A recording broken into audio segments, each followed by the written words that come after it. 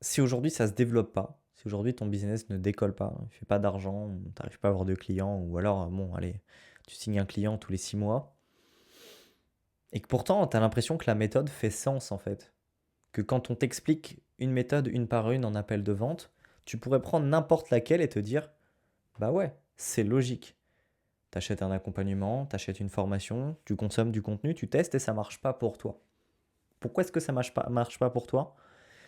Pour la simple et bonne raison qu'elle n'a pas été conçue pour toi. Tu sais, moi je suis partisan de dire que tous les systèmes d'acquisition au monde fonctionnent. Webinaire, challenge, VSL, setting, porte-à-porte, call calling, organique, tout marche. Et c'est pour ça d'ailleurs qu'il y a des accompagnements dans un peu tout et n'importe quoi. Et peut-être que tu es en mode, est-ce que j'utilise cette méthode, cette méthode, cette méthode?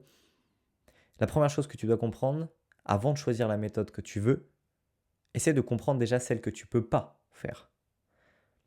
Je prends un exemple très simple. Peut-être que tu es maman au foyer, peut-être que tu es papa, ou tu as du temps, tu as un emploi à côté, enfin bref, et que tu te retrouves dans une situation, bah, grand max 1 heure par jour, tu peux développer ton business.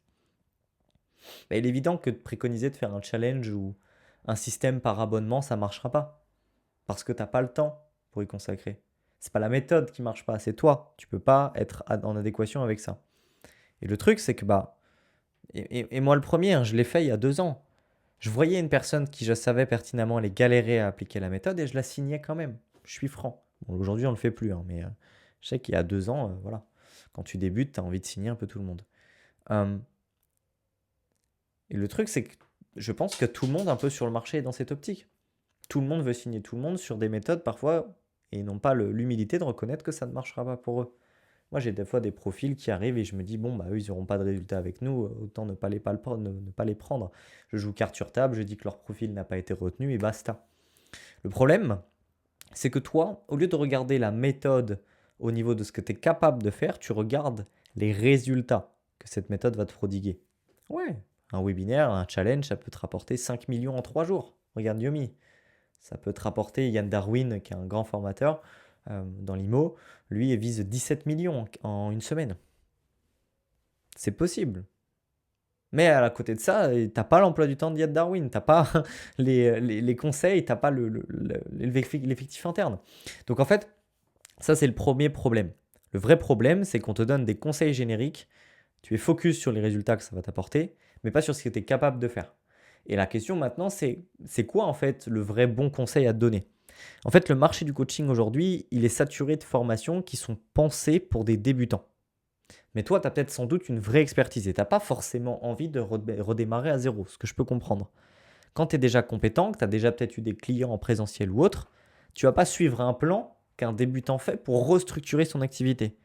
Et du coup, bah, le résultat, c'est que tu finis par douter de toi, tu as du mal à avancer ou autre. Moi, ce que je te préconise aujourd'hui, c'est de te dire, j'ai des clients. J'ai eu des clients où j'ai une expertise. Au-delà de me positionner comme quelqu'un qui recommence en ligne, de quelle manière est-ce que je vais être capable de communiquer ce que j'ai déjà fait en présentiel ou dans ma tête? Comment je peux m'y prendre pour montrer à tous ces gens en ligne que moi, en présentiel, je suis meilleur que le mec qui a débuté il y a 3 jours sur son compte Insta? Notre compte Insta a la même ancienneté. Notre expertise est à des années-lumière l'un de l'autre. Bah pour ça, si tu as des témoignages clients, c'est la meilleure chose à faire. C'est de les montrer. Si tu as des pensées tranchées sur le marché auxquelles tu n'es pas d'accord, mets-les en avant. La meilleure chose que tu peux faire aujourd'hui pour montrer ta valeur, c'est lister 5 à 10 choses sur lesquelles tu n'es pas d'accord sur ton marché. Si tu es dans l'investissement, dans l'immobilier, si tu es dans le bien-être, tu listes et tu en fais des contenus. Et tu expliques par A plus B pourquoi ta manière de penser est meilleure que celle générique du marché. Et les gens vont reconnaître ta valeur. C'est le meilleur moyen de prouver son autorité. Et après, évidemment, tout ce qui est dans ta bio Instagram, dans plein de choses, d'accord? Mais si aujourd'hui, tu es en train de te dire que les conseils ne marchent pas, c'est parce qu'ils ne matchent pas avec ton train de vie, ton expertise et où est-ce que tu en es dans ta vie. J'ai des élèves qui ont 20 ans, j'ai des élèves qui ont 55 ans, qui n'ont pas du tout la même expérience, la même acuité à se servir des réseaux, la même façon de faire les choses, et pour autant ils réussissent tous les deux dans des milieux complètement différents et des systèmes d'acquisition complètement différents. Et c'est ça la clé. Alors oui, peut-être que tu achètes des accompagnements avec des méthodes toutes faites génériques. Spoiler, ça ne marchera pas pour toi. Ce qu'il te faut aujourd'hui, c'est un réel suivi. Et spoiler aussi, moi qui est dans le scaling, pour proposer un suivi individuel personnalisé, soit c'est hyper cher, Ok. Soit l'activité est en semi-croissance. Nous, aujourd'hui, on est en semi-croissance, ce qui nous permet de faire du coaching personnalisé avec moi et de scale. Dans 1 à 2 ans, je ne suis pas sûr que je donnerai autant de temps à mes élèves qu'aujourd'hui. C'est triste, mais c'est comme ça. Et il faut que tu saches repérer ces personnes en semi-croissance qui vont être à la fois douées pour t'aider et à la fois assez dispo pour te permettre d'avoir du temps et de comprendre. Et ça, c'est pas donné à tout le monde. Et souvent, en plus, ces domaines sont assez sélectifs. Nous, on l'est. D'accord? D'ailleurs, si tu veux essayer de candidater à rejoindre l'agence, je te mettrai un petit typeform. Ça engage à rien et ça te permettra de cibler ta contrainte avec une petite ressource personnalisée pour t'aider. Bref, parenthèse fermée, première ligne de la description. Donc, je vais te donner 3 conseils toxiques aujourd'hui à fuir quand tu es déjà bon. Un, c'est commencer par faire des carousels éducatifs tous les jours. Non. Pourquoi? Parce que le contenu éducatif, c'est bien, mais ça ne convertit pas seul. Il faut ta tête, il faut qu'on te voit. Il faut un message clair, il faut que tu crées de la valeur.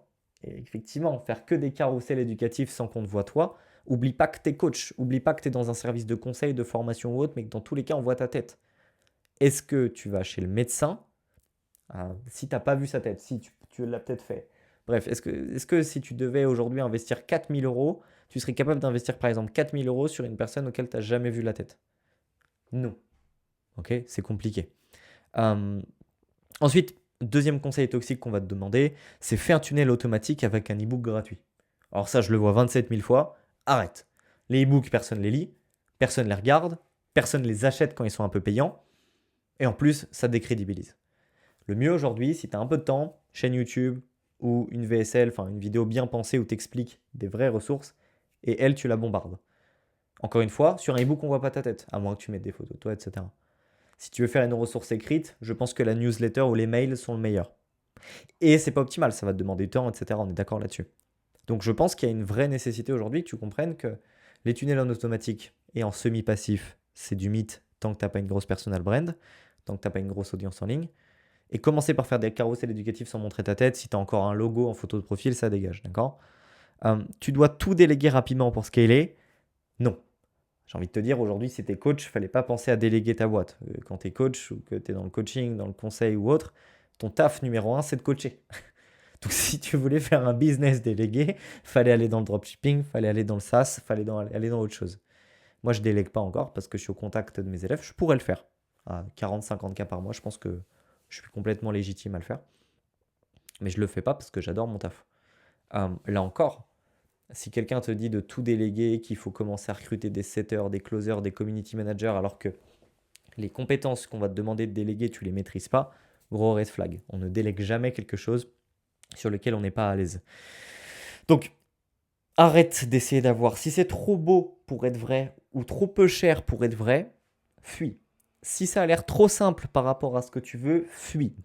Si c'est une méthode qui prodigue énormément de résultats et que tu n'as qu'une heure par jour, fuis. Comprends aujourd'hui qu'il existe une vraie notion entre le temps que tu vas passer et les résultats que tu auras. Ça, c'est vrai. Si tu veux faire des challenges, des webinaires, etc., il faut une journée. Si tu veux faire de la prospection, il faut qu'une heure. Ça ne sera pas les mêmes résultats. Hein. Nous, on donne que 5 000 euros, 5-7 000 euros de garantie sur l'offre basique par mois. Et on n'ira pas chercher 15 000 tout de suite. Hein. Par contre, si tu veux un truc qui marche, ouais, une heure par jour, c'est jouable. Mais commence pas à regarder les têtes de marché qui font 3 millions en 3 mois. Ok? Tu n'es pas au même chapitre que ceux qui sont en tête. Et tu n'es pas non plus au même chapitre que les gens qui débutent en ligne. Tu es un expert qui ne sait juste pas communiquer sa valeur au marché. Et pour ça, tu dois passer par des méthodes qui ne sont pas génériques, des méthodes qui sont pensées pour toi et qui montrent ton autorité. Des méthodes qui montrent clairement qui tu es, ce que tu as fait, ton parcours. Et c'est ce qui manque à la plupart de tes réseaux, de ta vente, de ta prospection. On ne sait pas qui tu es, il n'y a aucune plus-value à aller chez toi plutôt qu'un débutant. Donc là, ce que tu dois faire à la place, repartir de ton expertise pour construire une offre claire, premium, alignée. Qu'est-ce que j'entends par là? Tu reprends ton expertise, tu la sous-divises en 3 piliers. Et chaque pilier, tu m'en fais des sous-sous-piliers pour expliciter le pilier d'avant. Très simple. Je fais un accompagnement en développement personnel, je suis expert. Pour moi, les 3 piliers indispensables pour une personne pour développer son état d'esprit vont être stoïcisme, croyance limitante et productivité, peu importe. Sur le stoïcisme, je prends le stoïcisme qui est un courant de pensée philosophique si vous ne connaissez pas. Je me dis, bon, il y a 10 sous-parties pour bien comprendre le stoïcisme. Mais je fais pareil pour toutes les choses. Et je me dis, avec ça, les gens ont le 20-80, ont la totalité des 80% des croyances et des choses qu'il faut qu'ils aient dans la tête pour être bien en développement personnel. Ça, c'est une offre qui montre ton expertise. Et ce n'est pas une offre qui est pensée en uniquement coaching one-one ou autre. Si tu veux vendre, arrête de vendre par ta promesse, vends par ton produit, vends par ton expertise passée. Arrête d'essayer de reconstruire un truc de zéro, tu sais déjà les choses. Tu dois les communiquer à travers ton offre et ton marketing. Deuxième chose, choisis un canal d'acquisition simple, un seul et unique, ce qu'on appelle le One Place Funnel. C'est pas moi qui l'ai inventé. Et bombarde contenu, message et book des calls comme ça. C'est-à-dire contenu, interagis avec les gens, comprends les douleurs de ton marché, demande des feedbacks, envoie des vidéos et sois dans l'optique de comprendre. Tu peux même faire de la prospection à froid si besoin. Ah oui, j'aime pas la prospection à froid. Oui, mais tu veux aussi vivre de ton coaching. Apprendre à parler à des clients chauds, pas des inconnus non qualifiés. Quand tu démarres, je vais quand même préconiser le fait que tu prennes des calls, mais quand tu commences à avoir beaucoup d'appels, trie tes appels. Arrête de perdre du temps bêtement, d'accord? Le temps que tu passes à prendre du temps pour rien, c'est du temps que tu serais passé avec ta famille à faire du contenu qui te rapporterait de l'argent ou autre, d'accord? Ou coacher tes élèves. Crée un système de croissance basé sur ce que tu maîtrises. Déjà, évidemment, arrête d'apprendre de nouvelles choses. Si tu connais des notions, perfectionne-toi. Tous les systèmes marchent. Maintenant, il faut que tu sois capable de les maîtriser assez pour qu'elles aillent vite, fonctionnent bien et tournent quasiment en automatique et que tu puisses déléguer dans un dernier temps, au bout de 6 à 1 an, 6 mois, 1 an. Conclusion, le problème, c'est pas ton niveau. Le problème, c'est clairement le fait que tu n'es pas capable de montrer toi que tu es meilleur que le débutant d'à gauche. Pour ça, il te faut un profil Insta qui est relativement clair, mais il faut que tu montres par ton contenu qui tu es. Si les gens n'achètent pas ton offre gratuite, ils n'achèteront pas ton offre payante. Et devine quoi, ton offre gratuite, c'est ton contenu.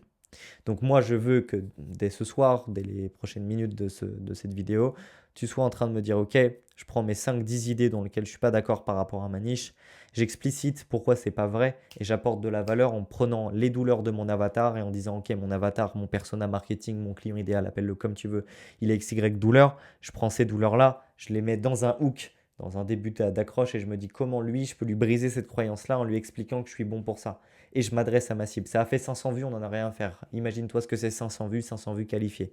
Ok? Donc ça, c'est vraiment ce que tu dois faire. Sur Instagram, on doit avoir un contenu de valeur, un truc qui est complètement carré. Tu dois oser aller chercher les gens. Si tu as la flemme aujourd'hui en ligne de montrer ton expertise en allant chercher les gens, tu as tout perdu.